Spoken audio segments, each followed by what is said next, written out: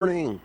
Good morning, everybody. It is Shabbat, Shalom, a good Sabbath. It is so good to be back here with my friends at the Biblical Lifestyle Center.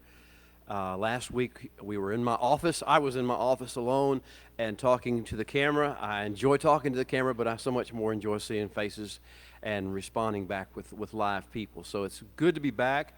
It is the 18th day of Tevet in the year 5781, according to the Western world. In its calendar, it's the second day of January of 2021. As one who lives in the Hebrew mindset and worldview, I always sort of look like, oh, it's there. We're there too. It's not one of those things I focus on primarily as being this is the new year in the Western culture. That's sort of an afterthought for me. But nevertheless, whether it is for you or whether you are like me and you've already processed through the new year 3 months ago, at this stage, welcome to this good Sabbath. And this Sabbath is a defining one. This Sabbath is a sense of mystery involved, and yet it's sort of our dystopian dream. If you know what dystopian dreams are, usually people think about the George Orwell book, 1984. It's a prophetic vision of a world to come in which we have to either be who we are or we will collapse and die. And that's the realm in which we're living. We are the era in which we're living. This is our dystopian dream. Welcome, as we said last week, to the Goshen protocols, but there is more even waiting for us than the Goshen protocols, and that will be the subject of our discussions today. What is waiting for us even beyond survival? Survival in Goshen and growth in Goshen spiritually, returning to root, returning to who we really are, that is only a preparation for something even greater to come. So this is Parsha number 12 that we're talking about today. I encourage you to get your Bibles. If you haven't already done so, look at Genesis, beginning of chapter 47, and I believe it's verse 27 perhaps. I'm not real sure. I have to find it in my passage, but around that area, 47 and 27. And then we're going to go through the end of the book of Genesis. We will conclude this book that we started 12 weeks ago. 3 moon cycles, 3 entire moon cycles ago, we began with Bereshit bara Elohim, and the Holy One in the shaking.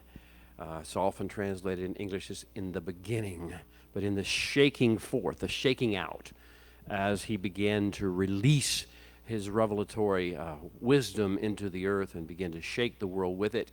That's where we started 12 weeks ago, 3 moon cycles ago.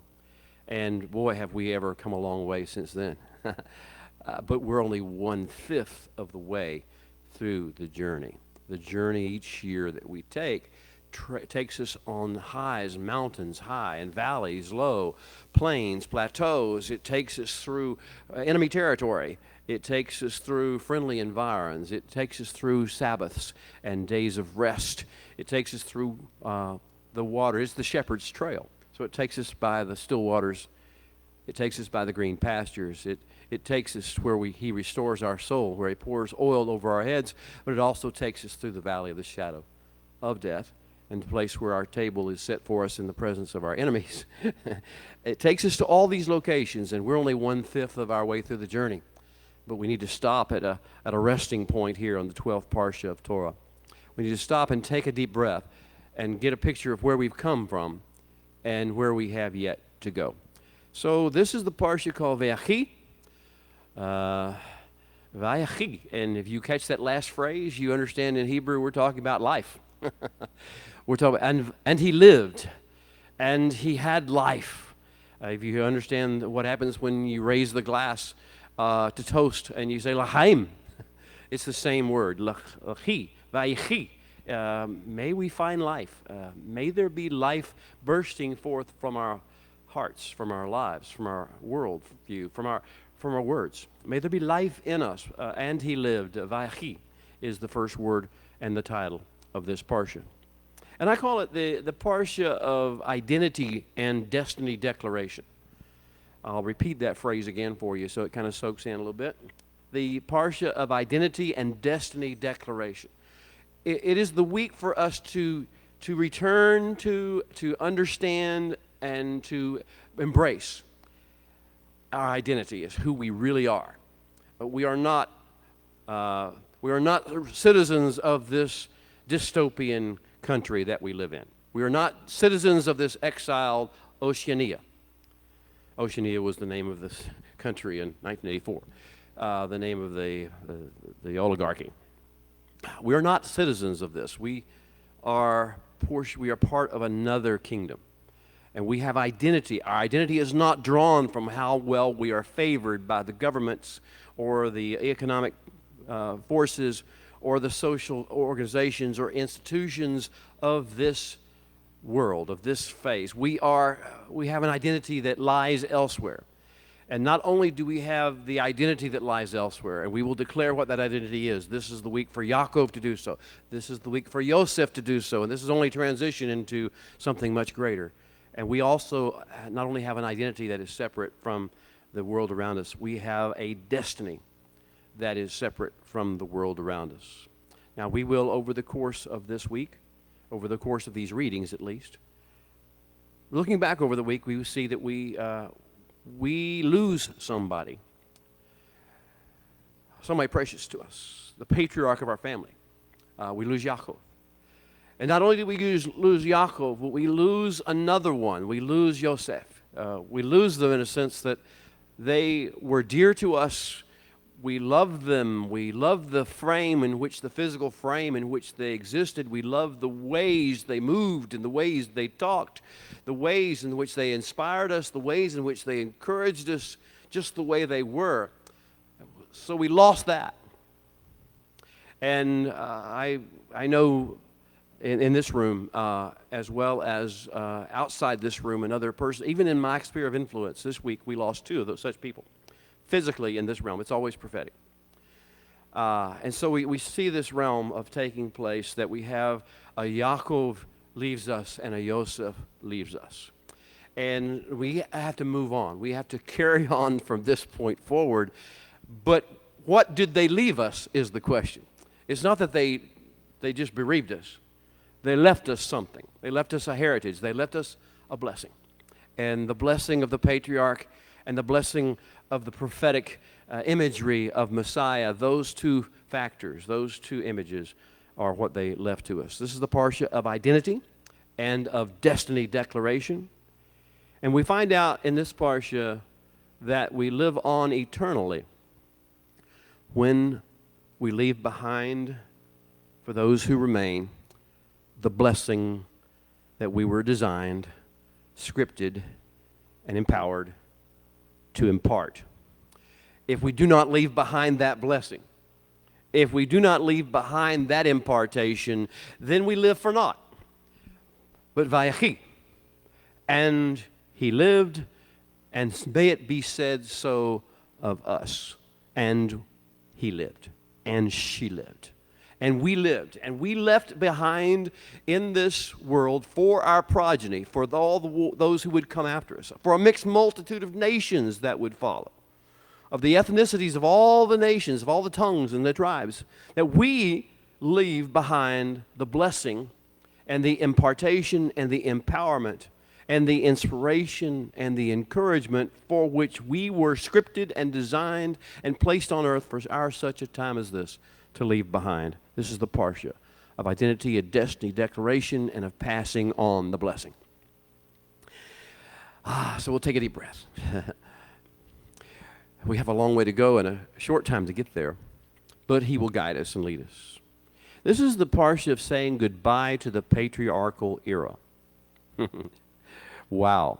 The patriarchal era began with Abraham, with the call of Lech Lecha, the call of Abraham to go out from everything that you're familiar with. And it's gone through phases and generations. We've gone through Avraham, and well, actually, Avram to Avraham. We had a shift in identity and a shift in an elevation in destiny in Avram. We started one place and we ended somewhere glorious. I hope that each one of us knows a little bit about that Avrahamic journey. We started somewhere with the Holy One. He called us, but he didn't leave us the way he found us. The Abrahamic journey is to take us and say, I can make and mold of you something far greater than anything in the world that they see about you, that even you see in yourself. And so we took the first transition from Avram to Avraham. And he became, and his destiny says he's the father of many ethnicities, many nations, many kingdoms. And so we didn't stop there. I mean, Avraham had this amazing moment when he pulled his servant aside to him. He had, after Yitzhak was 20-something years old, and Sarah had passed away, and Abraham was looking around and saying, where's my heir? Where will I pass down this blessing? Where will I pass down this heritage, this identity, this transformative journey of life, this way of life? How will I pass down this? And he calls his servant to him, and he says, I pray you now, put your hand under my thigh and swear to me. Make a promise to me. And this promise that the servant made to him resulted in a journey to find Yitzhak a bride, a new matriarch for the family. And what does a new matriarch mean? A new matriarch means a new birth, a new life force, a new generation will come forth. And so the matriarch comes. And remember, it starts with this oath, this promise that Abraham extracts from the one who will serve and one who will fulfill this destiny. And so we have Yitzhak. We go through the patriarchal chronicles, and they take us through the life of Yitzhak and the birth eventually of Esav and of Yaakov. And we see this transition, this Abrahamic transition occur again with Yaakov. He begins where he finds him, and he's a trickster. He's a bit of a heel puller. He's smart. He's sharp. He's a little bit cynical and sarcastic, a lot cynical, and he's manipulative. And over the course of the journey, he transitions Yaakov into Israel, a prince among men, those who struggles, who fights through, who perseveres in regard to dealings with men and also with dealings with God. So we've seen this process, but now it's time to say goodbye also to this last of the patriarchs. And the patriarchal era is over. It will end this week. And we will begin a new era. And this new era is a destiny era, because the new era will seem dark and dreary at the beginning, but it is the era in which the nation of Israel, the promise that the Holy One made to Abraham, that I will make of you a great nation. This is when it begins to go into seed form, be planted, be prepared for the growth season that will come.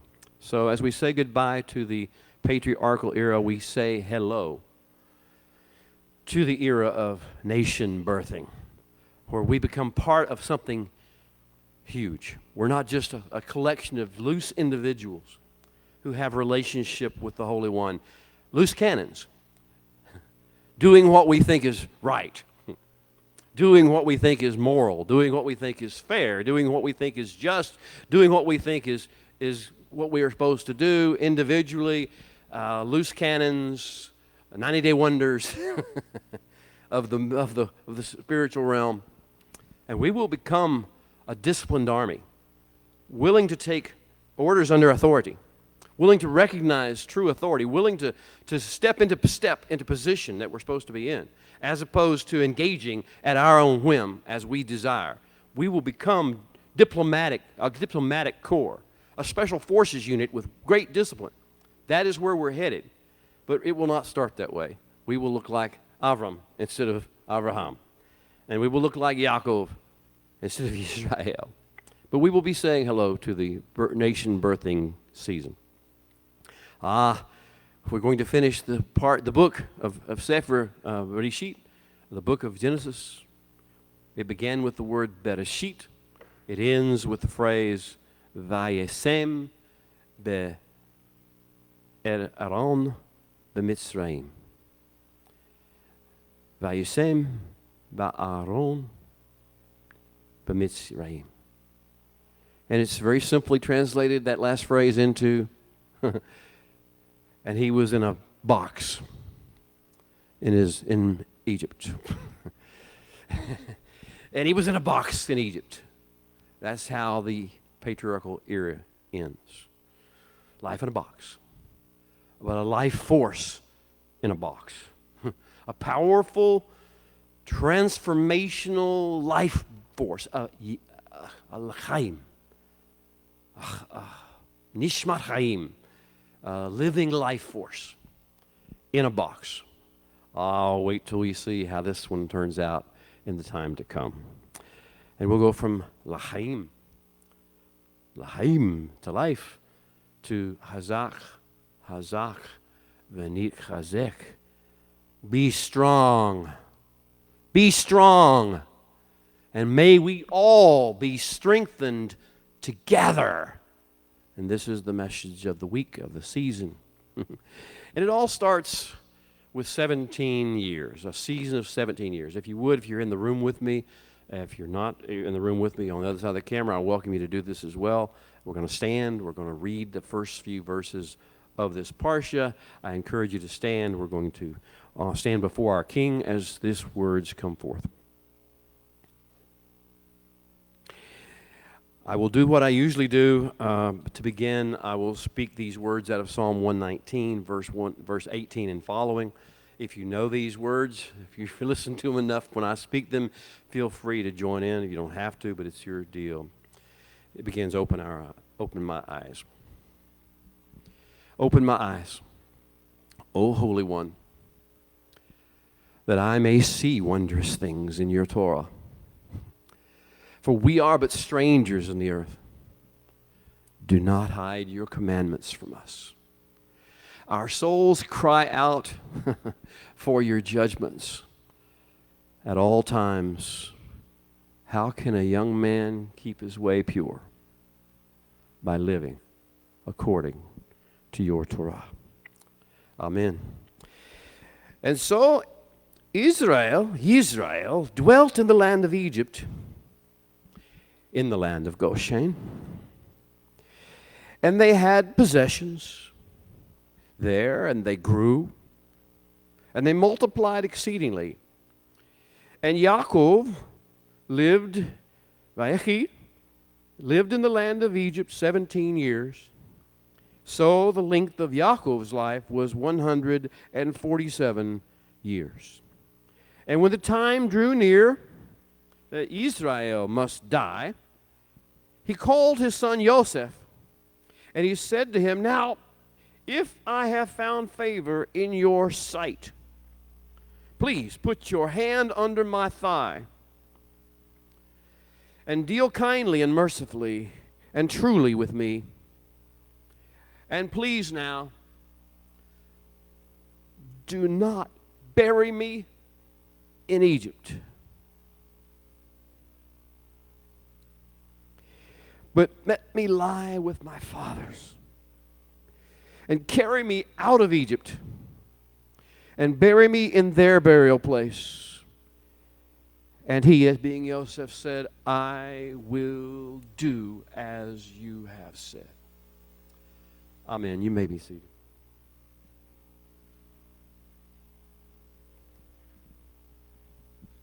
Well, I hope you heard the passion.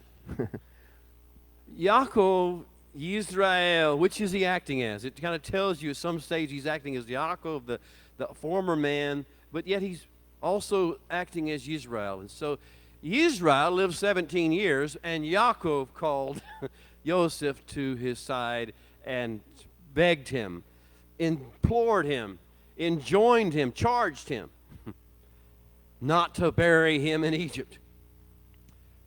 17 years. Let's talk about Yaakov's bittersweet bookend. 17 years, fascinating. 17 years. 17 years in Hebrew, what does it mean to anybody? What happens in 17 years? Well, 17 years in general, what do you have? You have 17 complete cycles of the earth around the sun.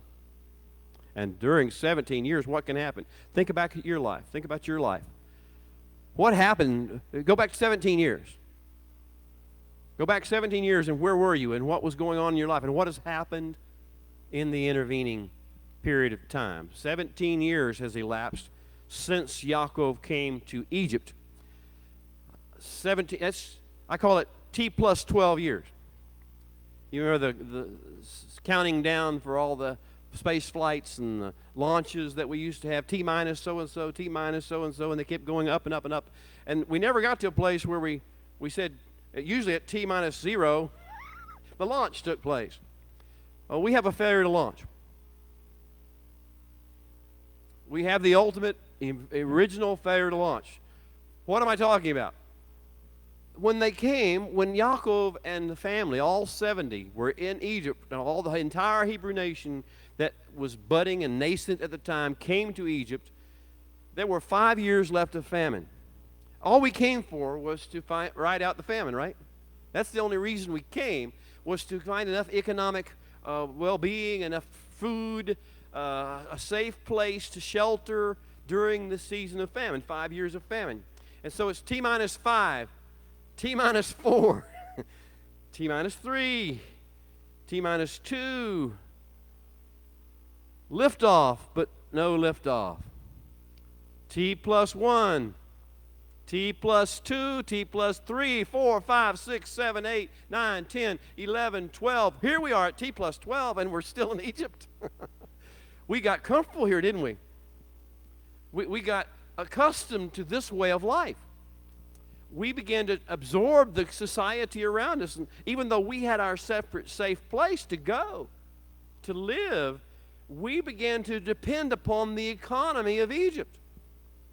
Oceania, America, South Africa, Zimbabwe, the Philippines, UAE, Northern Ontario, Mexico. We became dependent upon the economy and the institutions, the educational system, the entertainment system. We began to incorporate ourselves, and so here we are at T plus 12. We don't belong here. This is not our home. This is not the epitome of life. This is not the goal we have for us. This is not the reason we have been put upon the earth, is to become like Oceanians, to follow Big Brother and the committee. We are not here for that. So now we have to awaken to our identity and to our true destiny. I told you this is the parsha of identity, connection with identity and destiny. So 17 years, 17 complete cycles around the sun have taken place. 17 seed times and 17 harvests. Over 6,000 sunrise, sunset sequences. Over 200 moon cycles. Over 800 Sabbaths have passed. How do you pass 800 Sabbaths in a land that's not your own?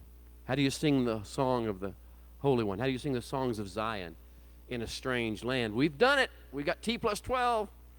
17 anniversaries of Creation Week. 17 times we've paused to remember in the fall. Pause to remember how the Holy One spoke into creation. Let there be light. Let the waters above be separated from the waters below. Let the dry land separate from the waters of earth. Let the earth bring forth grasses and plants and trees in which there is the seed. Let the heavens and the earth, the bodies, the celestial bodies, the stars, the planets come into existence. Let them provide us times and seasons upon the earth. 17 times we have rehearsed this. And don't you know that a man like Israel is rehearsing these stories to his children every year? And his grandchildren are gathering around, and he's talking about, and the Holy One said, Yehior, let there be light. Let light be, and light was. 17 years we've been having these recitations, these remembrances. Now, the call of Lech Lecha after the flood, it was 17 years to remember the flood, 17 years to remember the Tower of Babel, 17 years to remember the voice in the night that spoke to Abraham. Didn't see a face, didn't see an image, didn't see a form, but he heard the voice, and the voice was the most beautiful thing he'd ever heard in his life. And it transformed the whole entire universe, not just Abraham, but Abraham heard the words, Lech Lecha. Go. Go out to find who you really are. Go out to determine who I put you on earth to be. Lecha. Oh, and I will do things in your life. Oh, I will do things in your life. I will do things in your seed that you don't even know you have yet. I will do things in the land. I will do things in the earth. I will transform it, and it ends by the Lech Lecha call. It says, and you will be a blessing, leave a blessing to every family on the face of the earth. Wow, I mean, this is the Lech Lecha call. 17 years we have been rehearsing. This is who we are. This is why we're here. The seed of Abraham, to be in every place and to leave a blessing behind that will bless every family, every mishpacha on the face of the earth. This is more than surviving Mitzrayim. This is more than surviving Oceania. This is more than surviving Big Brother. This is more than overcoming the anti-whatever he may be. I love the fact that the proverbial, what we learned at Hanukkah and the season of the 8 days of radical rededication, was that our adversary, his name starts with the word anti.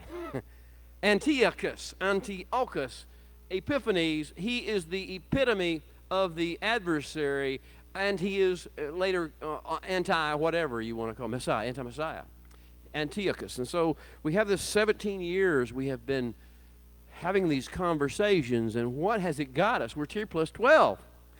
Here we are at T plus 12. We've ignored it. It sounded really good when we heard it. We were drawn into it for a moment, and then we got back into Oceanias. And then the news came on. And then the New Year's Rockin' Eve program came on.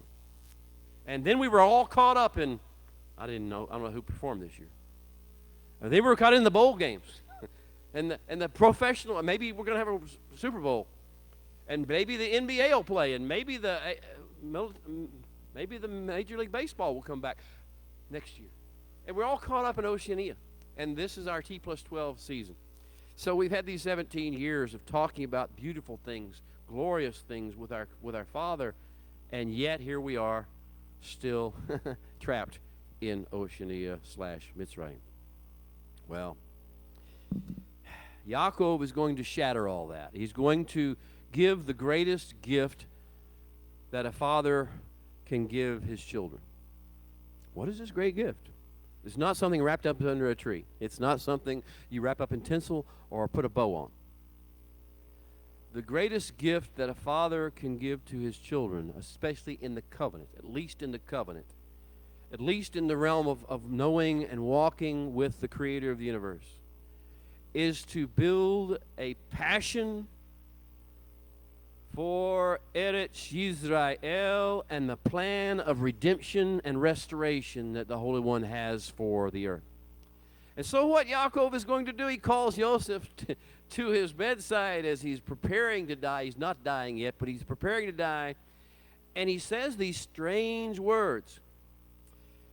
I beg you now, put your hand under my thigh. Remember the last season we had that started with putting a hand under a thigh. Now he repeats that. He says, this is as important as finding a bride for Yitzhak. This is as important as sending out my servant to go find Rivka. This is so critical to the future of this covenant, of the purpose of mankind. I want you to put your hand under my thigh just as the servant of Abraham put his hand under the thigh of Abraham, and swear to this to me. Don't just tell me you'll do it. Make this more than just a verbal statement that we're engaging in, more than just an agreement you will renege on. I want you to swear with your hand under my thigh that you will what? Not, it's simple. You know, Joseph was rich. Joseph was second in, he had control of all the assets of Egypt, and for that matter, the world, because the world had come to Egypt. Egypt was the breadbasket of the world. He controlled the whole universe, basically. And Yaakov asked him for one thing and one thing alone. His father asked him for one thing and one thing alone, and what is that? Do, please, swear to me, you will not bury me in Egypt, but you will carry up my bones. You will carry my bones up to where? Not just anywhere, not just a better place, not just out of Egypt, No, no, no. It's not about getting out of Egypt. That's only the first step. Where did he want him to take the bones? Back to the land that was promised to Abraham, to Yitzhak, to Yaakov, and to their children, their progeny forever. Back to the great beachhead for the kingdom of heaven to invade earth. Back to the place of all the promises being released upon the earth. Back to Zion, and back to Hebron, and back to the field of Ephron at the oaks of Mamre, in the shade of those oaks, the cave of Machpelah, where heaven touches earth, 2 layers occur. This is take me back in that process. Show me this kindness. Sita imadi chesed. Al na tikberene b'Mitzrayim. Do not bury me in Egypt. V'shabai havti im abotai. And let me lie in state with my fathers. Carry me out of Egypt and bury me in their grave. And later he's going to, a couple of chapters later, he's going to pass this beyond just Yaakov, beside just Joseph, rather. He's going to go beyond Joseph. He's going to call all the brothers together, all his sons together. Oh, that's going to be a moment when all the 12, in T plus 12, when all the 12 sons come in front of Yaakov, the father, and he's going to say to them then, I am being gathered or harvested unto my people. He looks at each one of them. Bury me with my fathers in the cave that is in the field of Ephron the Hittite. What? I just told you he was going to give the greatest gift that a father can give his children in the covenant. What is he giving? A vision for something much greater than where they are right now. A vision for a destiny, a vision for a purpose, a vision for a connection with the eternal plan of the creator of the universe for mankind as a species and for creation as an ecosystem. This is the connection. Now, if this is, and I encourage you all, if you're fathers, if you're mothers, if you're grandfathers, grandmothers, if you have little ones, that you will leave something behind to. Yes, bless them with a bequest or with something in your will. Yes, give them something material and physical that they can use. Yes, give them the idea of how to pray and teach them how to pray and teach them how to read and study and understand the wisdom of the Bible. Oh, but if that's all you give them, they won't be able to sustain it. They won't understand the value of it, because the value of all those things connects only to one thing: the land. I know it's out of favor right now, but the movie Gone with the Wind, the Margaret Mitchell story, and the great scene, the great scene when Mr. O'Hara is talking to his young daughter Scarlett as he's preparing to die, and they're out riding, and he's showing her the beauty of terra firma. He's showing her the beauty of terra, and he gets quiet and he gets all excited. He looks into her eyes as if, are you listening to me? Can you hear me beyond all the stuff that you think you are, Scarlett O'Hara? Can you hear beyond all the fluff and the tough of this world and your idea of this culture? I want you to hear this. Are you listening to me? And he looks with passion in his eyes. He says, it's the land, Katie Scarlett. It's the land. Well, that's the message of Yaakov, Yisrael, to his sons. That's always our message. It's the land. It's not the land of Terah. It's not some land in Georgia. It's the land of Israel. It's the land of the place where the Holy One releases in beauty, the majesty, the plan, the wisdom, the revelation, the downloads. This is not our home. It's the land, Katie Scarlett. So this is the most precious gift he gives to his sons.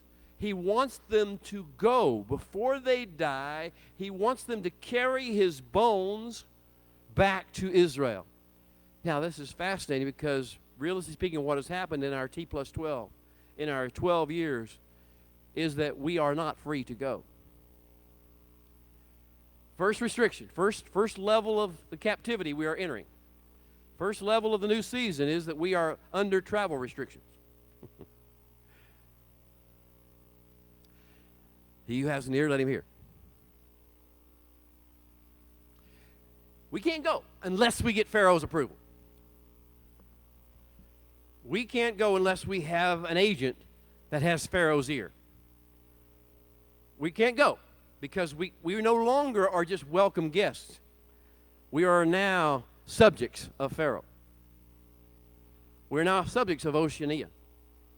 We're now subjects of Big Brother. We don't have freedom to travel unless we get permission, unless something starts. And so Joseph is one who's pledged first. Go.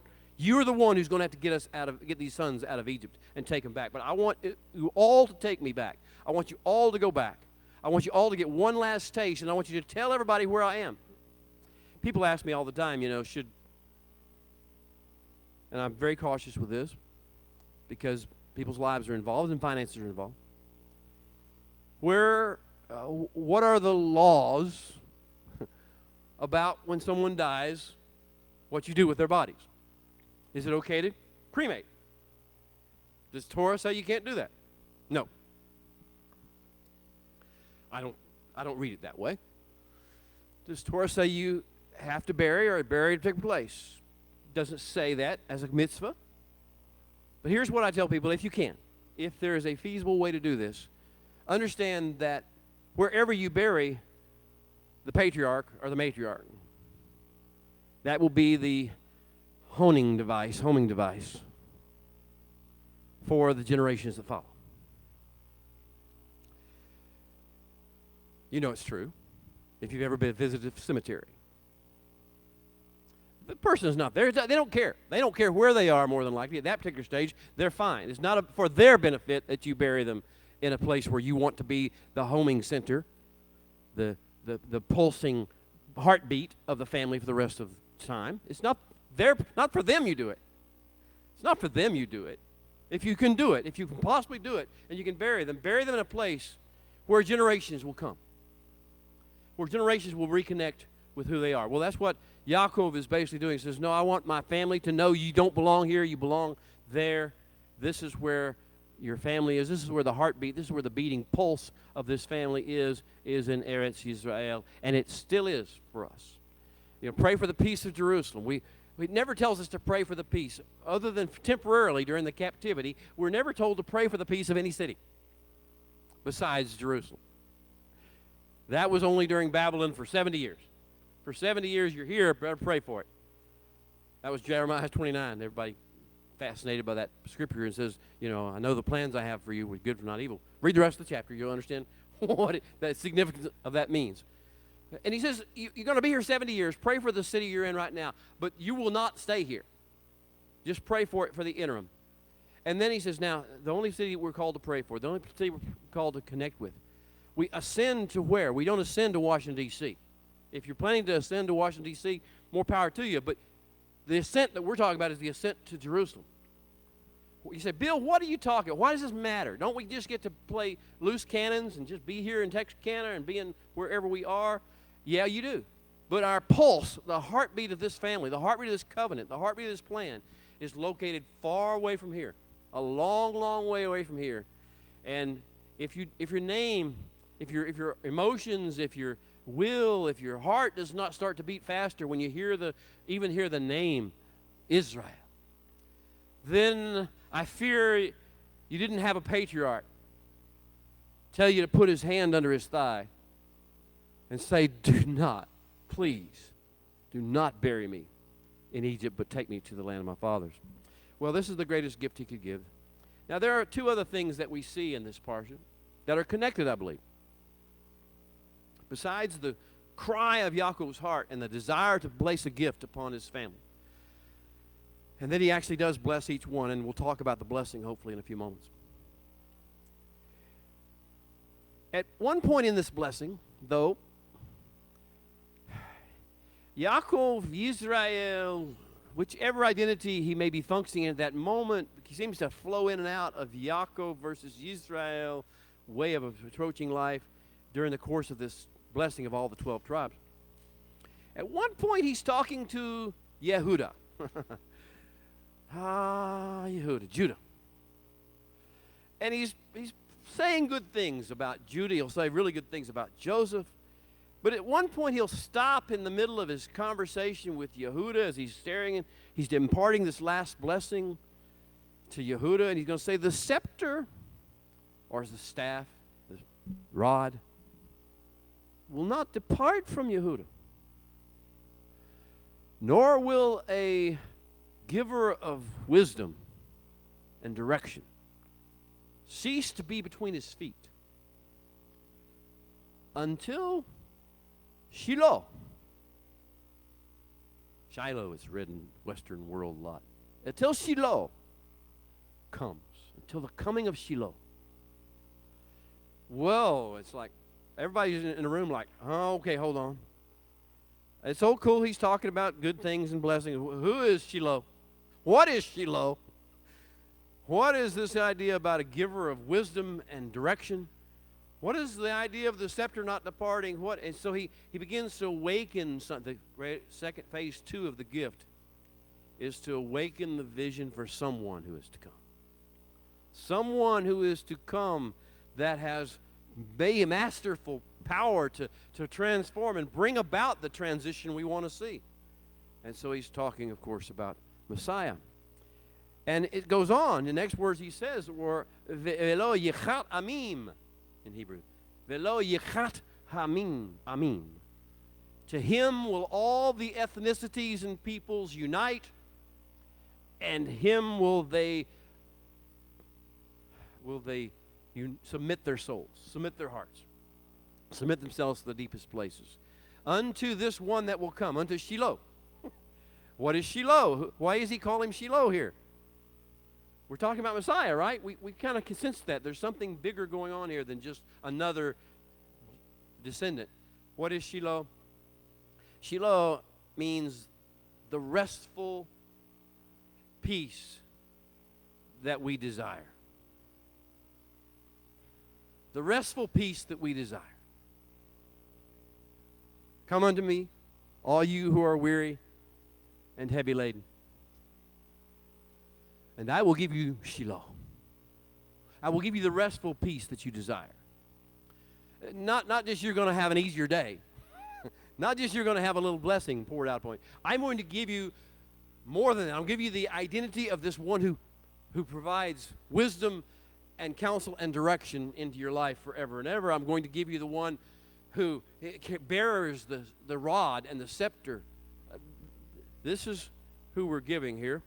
To him will all the ethnicities, the ethnic groups, ethnic portions of the world unite and submit to him their heart and their soul, and they will obey him in Hebrew.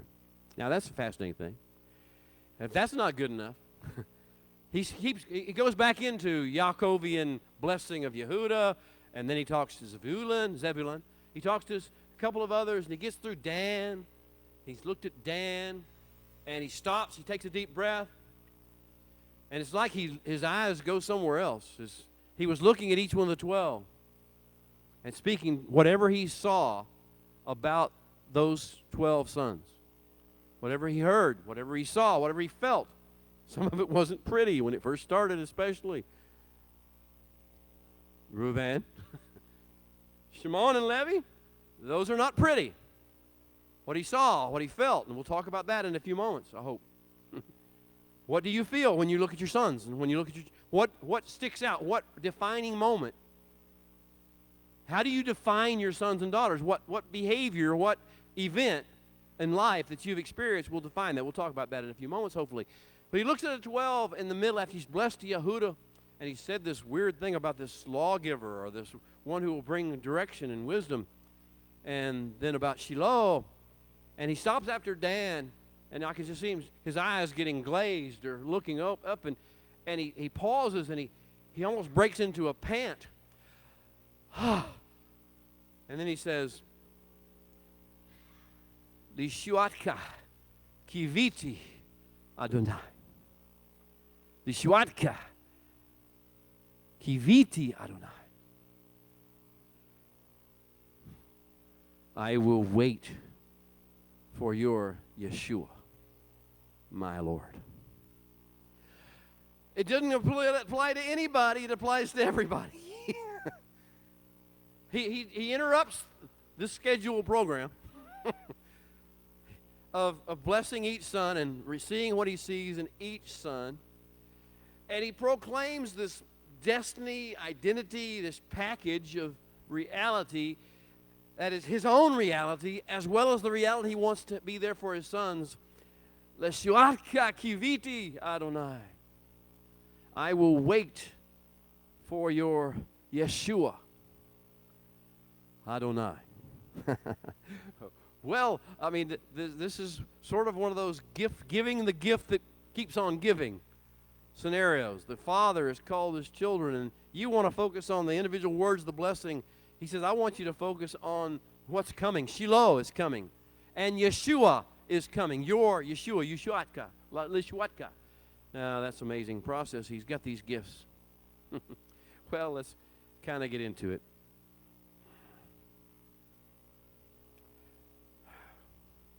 I have a lot to talk to you about, so I'm trying to phase through things that you already know. Okay. All right. It's all about the grand, redemptive, and restorative plan. I can't say it often enough. It's not about you having a little better life. It's not about you getting a new refrigerator, a new car, a new house. All of life.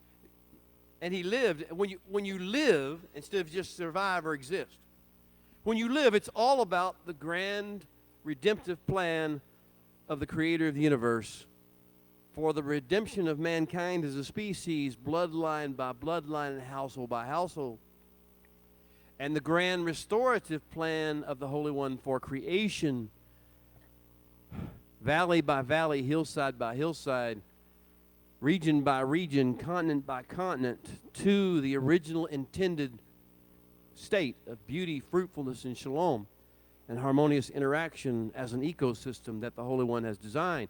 That's what it's all about. And we just play little bit roles. We play part roles in that drama, and we tend to think ourselves more highly than we should.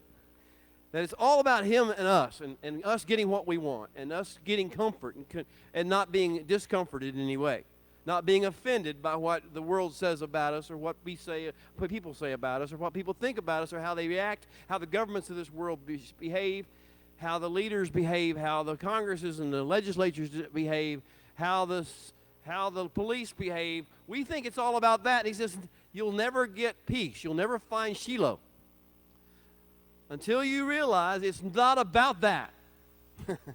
It's about you holding on to who you are and your identity and your destiny, no matter what is going on around you. And learning you have to impart the blessing, not demand it.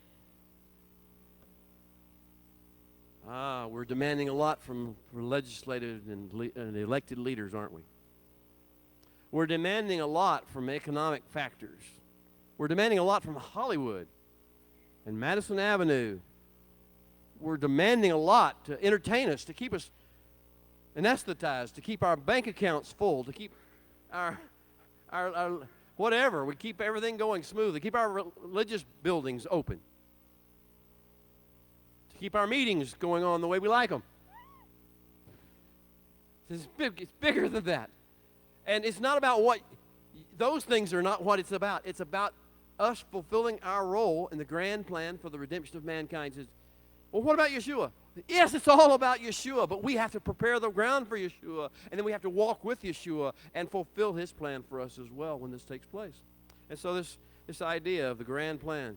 And here we are in the dark stage.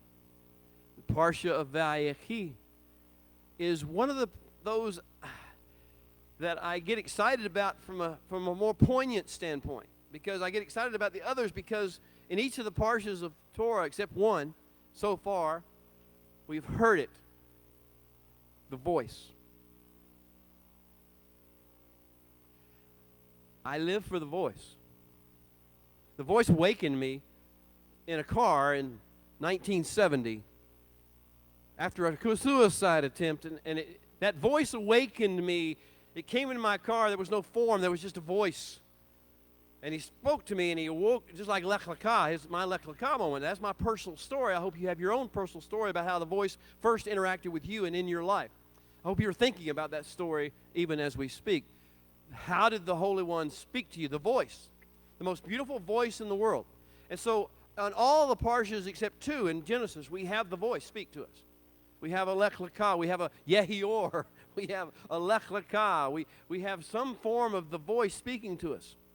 We have, all the things that but Miketz we didn't. In Parshat number 10, 2 weeks ago, we did not have the voice speak to any human being.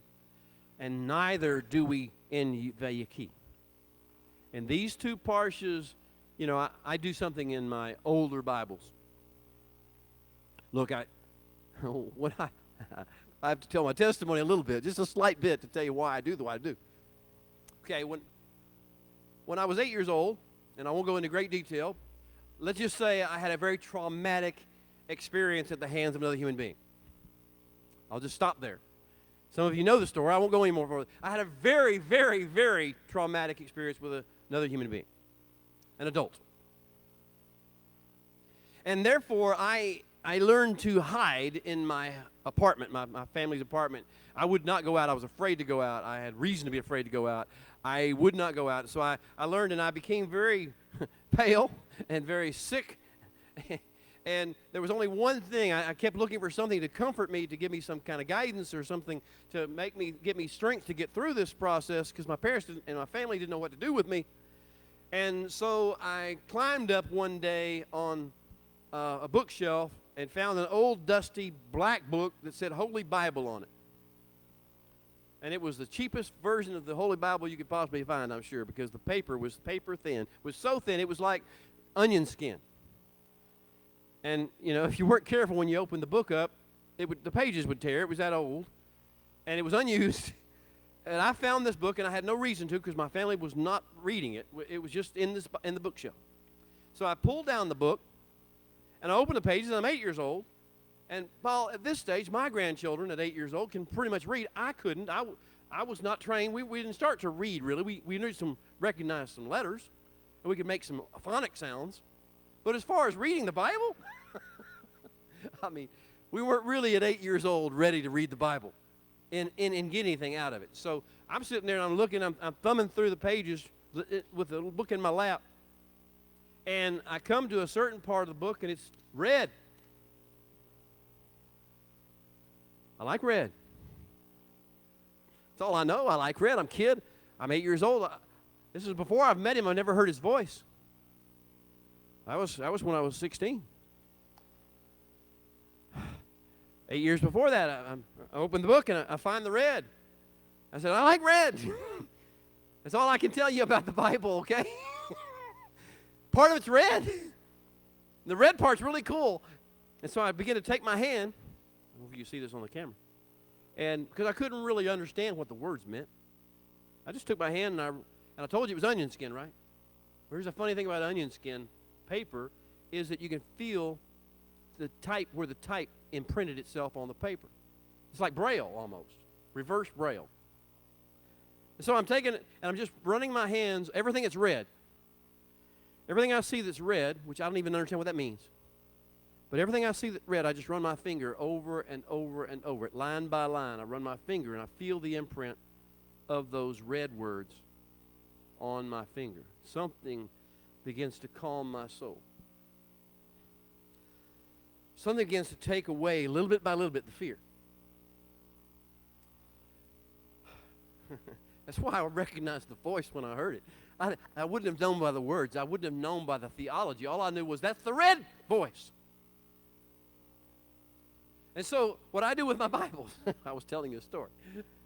What I do with my older Bibles when I'm really finished with actually reading them every day or whatever, my old Bibles like this, I take them and I get a light magenta marker. And I go through the Old Testament. Because I got one in the New Testament. It's all red in the New Testament. But in the Old Testament, whenever he said, and the Holy One spoke and said, I take my magenta marker, it's as red as I can get without covering up the print. And I take my magenta marker, and everywhere it said, and the Holy One said, and the whole Lord said, and God said. Everywhere I see that, and there's a quotation, a direct quotation, I highlight it in magenta. Oh, it's a treasure. Oh, it's a treasure. Yeah, that's why people understand why I differentiate between the words of the Holy One that He actually spoke and just other stories of the Bible. I love all the stories of the Bible. I love all the stories of the Bible. But when the voice speaks, all heaven stop and earth stop. When the voice speaks to you, you can't just take it as a piece of literature anymore. There's someone talking to you. There's someone speaking as a father over your life. There's someone imparting things into your life. That's why do you think Torah is so important? It's the very words of my Father. It's not some law. It's not something Moses dreamed up. It's the very words of your Father. It's the magenta tinted colored print. So yeah, I take it very seriously, and I don't understand people who don't. I do understand them. I feel for them. They've never heard the voice. They don't know how to recognize it. They don't know how to understand the beauty and the majesty of it, and the calling and the identity and the destiny that's in it, and the purpose that's in it. Oh, it's not salvation. It's not some issue of theology. It's the issue of sonship. It's the issue of family covenant relationship. It's the issue of purpose and destiny and meaning and impact in the world. That's what it's about. And so whenever there's a chapter, there's a whole parsha, we don't hear that voice. We need a strong servant of the King to stand up and awaken the cry for that voice. And the place where that voice rings out the greatest in the people. And there's a prayer that the Hebrew people pray every day, 3 times a day.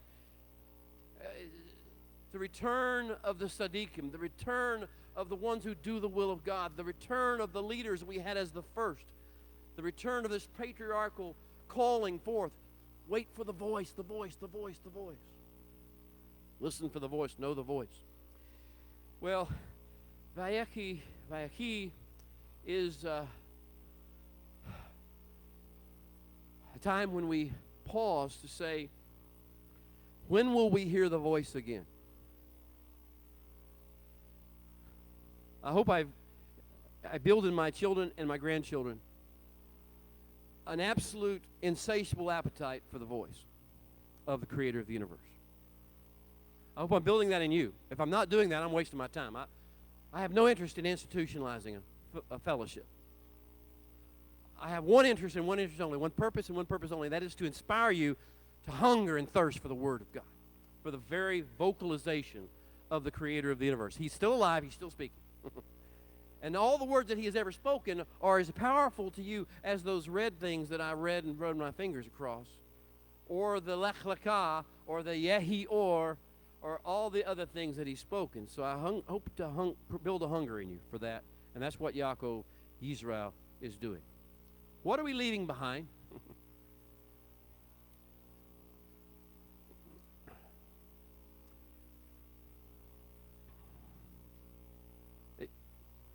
I used to not think of these things, and if you're young, maybe you don't think about stuff like this. When you have grandchildren, and they're getting older, and Gabby's birthday, 11th birthday is today, happy birthday, Gabrielle.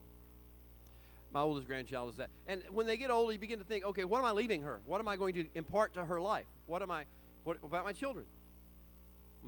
Her father, her mother, what am I imparting to these people? Not what am I getting out of my relationship with God, not how well am I being pleased or being provided for, being entertained, not how happy am I in my little group that I can connect with or connected to my bank account. What am I imparting to my children and my children's children? What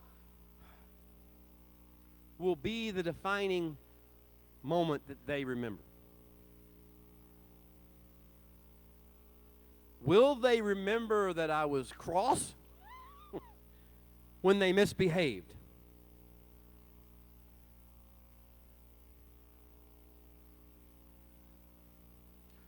Or will they remember the excitement in my eyes, the passion in my face when I told them about the voice? When I told them about the land? When I inspired them? Will they remember the inspiration, or will they remember the fact that I was a lawyer, or that I was, for most of the life, a good provider, that I was a fairly patient man most of the time when they didn't really cross me really badly? What will they remember? What will be the defining moment? It's very important that you understand this, because I want to talk to you about the blessings now, and particularly the blessing that Yaakov gave to Reuven and to Shimon and Levi. If you remember what happened. Now, Yaakov starts this whole process off. Yaakov is the voice who's supposed to be speaking on behalf of the Creator of the universe. He's supposed to be inspiring the sons, imparting to them what they will need to carry on. But remember, we're all human, and there's a Yaakov in the base of this Yisrael. And so he starts out gloriously, calls them all to his bedside, all the sons' bedside. He's going to make his exit, his dramatic moment. It's the land Katie Scarlett moment, so to speak. And he announces it in advance with some pretty good hype. I mean, gather around me now, my sons, and I will tell you what will befall you in the end of days. Hey, if that doesn't get your attention, I mean, even non-eschatological folks want to listen to this. I mean, what's going to happen in the end of days? That's a pretty powerful intro, right? It kind of gets your attention. Gather around me, my sons, and I will tell you what will befall each of you in the end of days.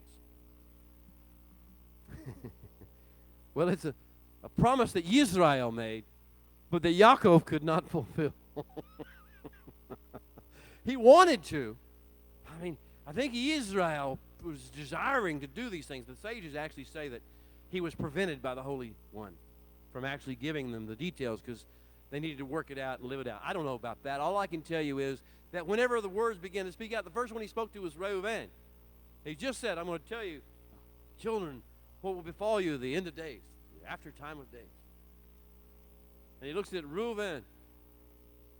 Well, let's just say it doesn't turn out real pretty, because something happens.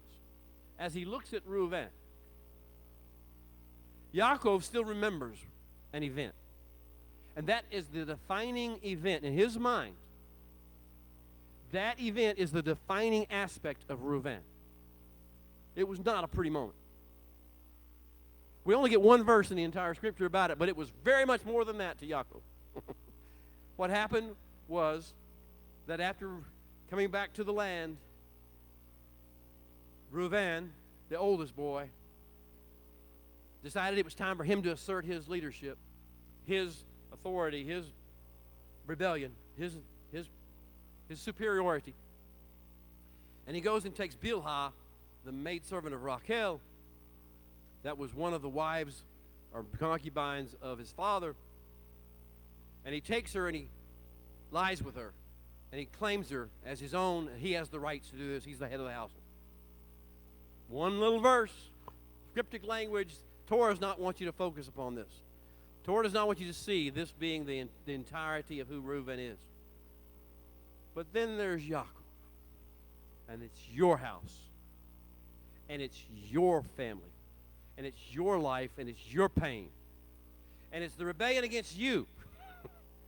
And so all of Reuben's life consisted of many, many things, many, many days, many, many experiences, many, many possibilities, much potential. But in that moment, when Yaakov looked at Reuven, all he sees is him going and taking Bilhah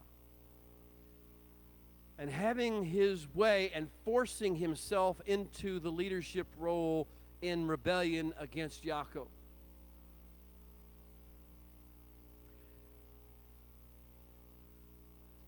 Fast forward a few moments and so his words are, unstable as water, Reuben.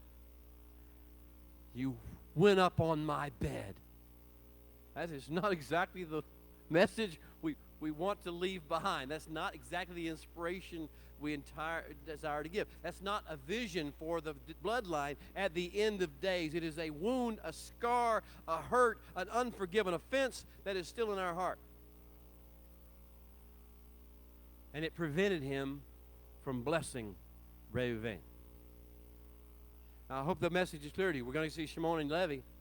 He only sees one thing. When he looks at Shimon and he looks at Levi, he only sees one thing. Look, there are some pretty good stories he could see with Shimon and Levi. He could see Aharon, the high priest. he could see Phinehas coming forth out of this lineage. He could see the sons of Zadok, the righteous sons of the righteous ones coming out of this. He could see the Maccabees, Yehuda Maccabee. He could see them coming out of the tribe. There's many things he could have seen, but instead he can fixate on only one thing. He defines Shimon and Levi by one act, one day, one moment in time. They took the Shechemites, the sons of Shechem, and they killed them all. They killed every one of them. They took the wives. They took the children. They subjected them to slavery, all in retribution for a sin of one man. They destroyed an entire city for the sin of one man. And so all he sees, all Yaakov, and he's calling them together to bless them, to release this blessing over their lives, but he has something welled up inside of him he can't get over. Now, here's the problem. If we're going to be a blessing to the creation, if we're going to be a blessing to our progeny, if we're going to be a blessing to the world, if we're going to be a blessing to the families, we've got to get over that moment.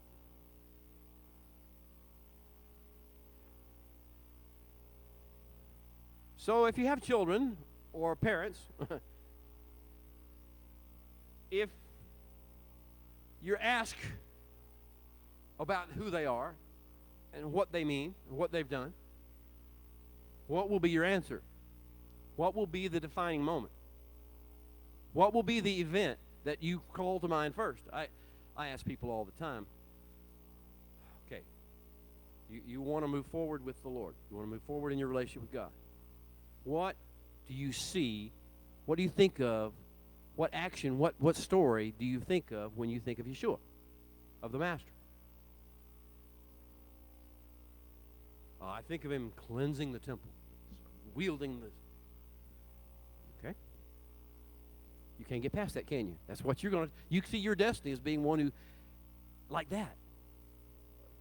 I see him standing up to the Pharisees, saying, you brood of vipers. Well, that tells me where you are. That tells me what you think. That tells me where you want to be, what you desire, what you aspire to. You aspire to be the voice that screams against the Pharisees and doesn't bless anybody and doesn't heal anybody and doesn't love anybody, doesn't forgive anybody. Now, here's my question to each one of us. If we're going to be the blessing that God created us to be, can we get beyond whatever the defining moment is that made us angry or offended at some other human being? Someone that we're put on earth to be a blessing to. This is the challenge of Parsha Vayechi. Before we move on, we need to be able to forgive and let something besides our vision of the pain that person causes or the wrong that they did define how we relate to them. This is all up in the teachings of Yeshua. I hope you're following on Facebook some of the things I'm putting on. I'm trying to go through every teaching of Yeshua, everything in red. I'm putting every little phrase, every little line that he spoke, I'll spend 3 years doing it. The next 3 years, if Facebook doesn't kick me off, and if they do, that's okay. I'm going to spend 3 years going through every word the Messiah said, every phrase. Because I think we know Paul, we know religion, we know Christianity, but we don't know who he is anymore. We don't know the power of his words anymore. Now, I'm trying to do that. Now, here's my question to each one of us. What are you seeing? What are you feeling? What is inside of you that immediately creates a response, a wall that prevents the free flow of the wisdom and the goodness of God and the voice into other people's life? Who are you offended at? Who are you angry with? Who are you hurt by?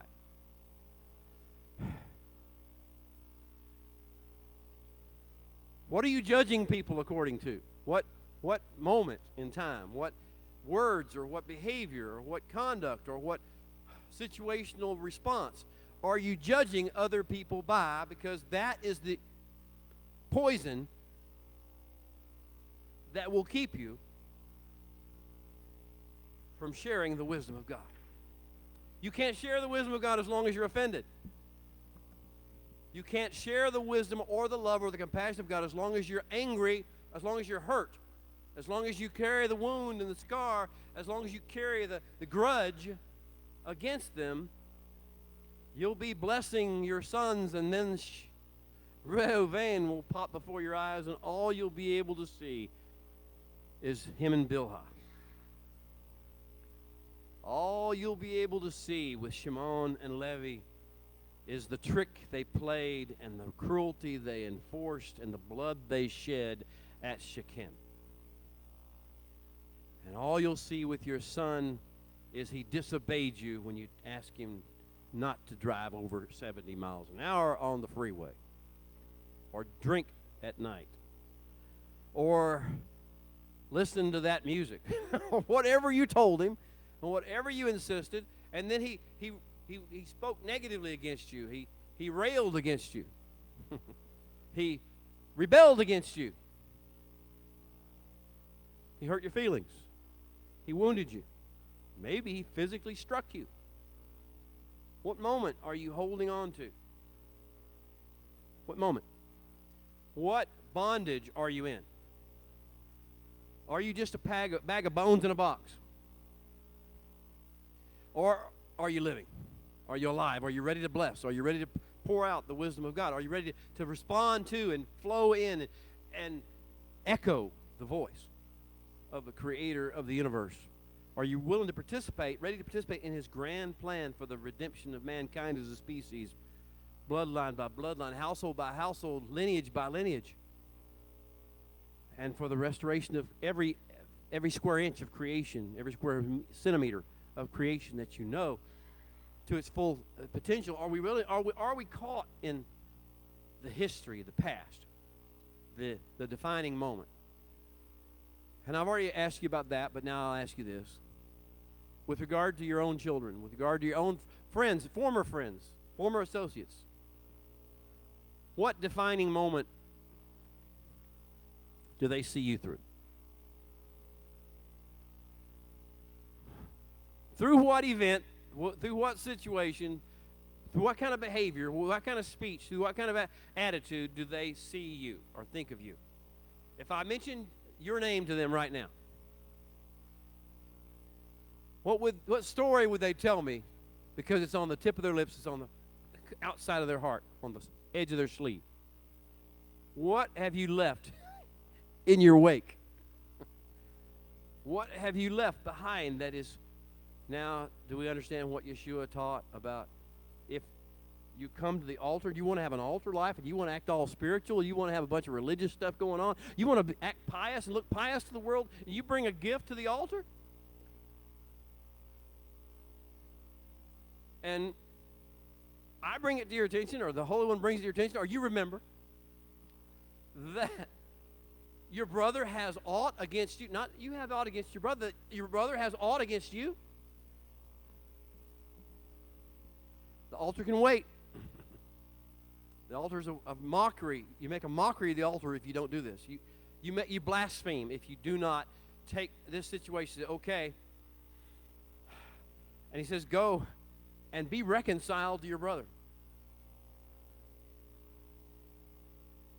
Like, easy for you to say. What in the world does that look like? How do you do that? All I can tell you about reconciliation is that somehow you have to break down that barrier of that being whatever the last thing that offended that person. Break that barrier down and find a passage through. He actually tells you later, make reconciliation, make conciliation with your brother on the way, with your adversary along the way. Before you ever get to the the hall of judgment, who's right and who's wrong, who was on the right side and who was on the wrong side of the situation. That before you ever get to that stage, understand it's not even about that. That's never going to be what life's about. Make reconciliation over that issue beforehand, before you ever get to the bar of judgment, so to speak. Now, this is our challenge of Vayechi as we get ready to conclude our book of Genesis. As we get ready to go into the seed of the incubation chamber, the seed goes into the incubation chamber, and we cease to be a nation of a group of people, rather, that are loose cannons, all doing our own thing, all intent on feeling whatever we feel, thinking whatever we think, believing whatever we believe, having a right to do all that stuff, and being full of mouth and light on action, being full of judgment and criticism, but lack on compassion and mercy. We're going to go from that. We're going to cease that, and we're going to be molded together in fire, in captivity, in bondage even, in persecution. We're going to be molded together in a form where those things cannot matter to us anymore. They just can't.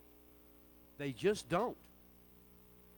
Because we have only one calling and one purpose, and that purpose transcends anything that happened to us or anything we did to any other person. We got to be molded together, willing to work together, willing to be bone unto bone. That's the picture of the bones in the box, right? Ezekiel 37, the Holy One lifted me up, and he carried me up, and he took me to a valley, and the valley was full of bones, and lo, the bones were very many, and they were very dry. And that's where we are right now. But that's only the first part of the story, right? The first part of Ezekiel 37 says, he took me up on the mountain, he showed me that what we are is just a valley of dry bones. We're very, very many, but we're very, very dry. So it is with the body, and so it is with the covenant community. So it is. We're very, very many. We're scattered. We're all caught up in what happened and why it happened and who's to blame and who's right and who's wrong. And we're scattered and we're very, very dry. Why are we very, very dry? What made us dry? We haven't heard the voice in a long, long, long time. We haven't had anyone speak the real voice. We're just regurgitating the words that we'd already heard over and over again, repeating them, putting them in their own format, their own doctrines, their own theologies, their own practicalities, their own phraseologies. He said, we haven't heard the real voice in a long time. So he says, Son of man, says to me, Son of man, says to Ezekiel, as people call him in the West. He says, Son of man, Ben Adam, not just Ben Avraham, not just Ben Yaakov or Yisrael, son of Adam. You're a son of, all these are your brothers. All these people are your brothers. All these bones belong to your brothers here. So, Ben Adam, can these bones live? Vayechi. Can they have life? Can they be a seed pod of life? Can they be a source of life? And Yechezkiel, the prophet, says, oh, Holy One God, you know, Yadati, you know, I like to think, I may be wrong. I agree, it's not in the scripture, you can't see it. That if he's really flowing in prophecy, if you're really getting the picture of the words, what he's saying is, you know they can. You know they can live. You know they can live. All the bones of all the men, of all the broken ones. Those of us, the ones that you see that are scattered and fractured and dry. You know they can live. And so the voice comes to Yechezkiel the prophet as he comes to all of us as he is right now, saying over all of us at this stage is, Son of man, prophesy to these bones. Thus, this is what the Holy One says. This is what the voice says. I will raise you up.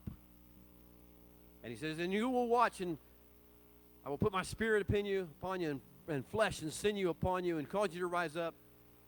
And then what will happen will be bone will come together with bone. From all over the world, from all over the earth. Where will they come? What's the homing signal? Where's the pitch coming from? It's from the cave of Machpelah, the land of Israel. And the reconnection to the patriarchal, reconnection to the original, reconnection to the voice, reconnection to the source, reconnection to who we really are, our identity and our destiny.